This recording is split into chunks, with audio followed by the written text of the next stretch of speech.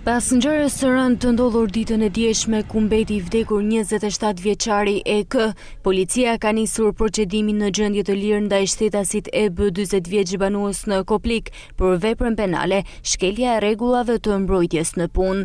27 vjeçari ndërsa punonte në një subjekt mobilerie duke vendosur një reklam në taracen e subjektit, ka rënë në kontakt me energjinë elektrike dhe si pasojë ka humbur jetën. Ndërkohë, specialistët e qarkullimit rrugor kanë arrestuar në flagrancë shtetasin NP 62 vjeç banues në fshatin Omaraj. 62 vjeçari duke drejtuar automjetin tip kamion në gjendje të dehur, ka humbur kontrollin mbi drejtimin e tij dhe përpasoj kamioni ka dalë nga rruga, ku janë dëmtuar drejtuesi i kamionit shtetasi NP, të cilët ndodhen në Spitalin Rajonal Shkodër jashtë rrezikut për jetën.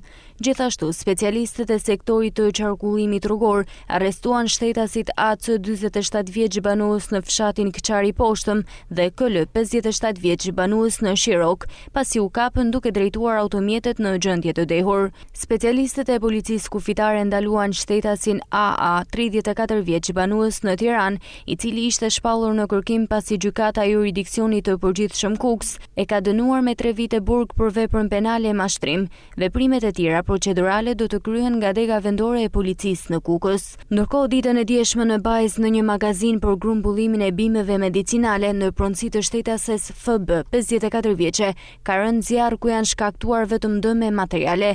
Paraprakisht dyshohet se zjarri ka rënë aksidentalisht si pasojë e një shkëndije elektrike. Materialet procedurale ju referuan prokurorisë pranë gjykatës së shkallës së parë të jurisdiksionit të përgjithshëm Shkodër për veprime të mëtejshme.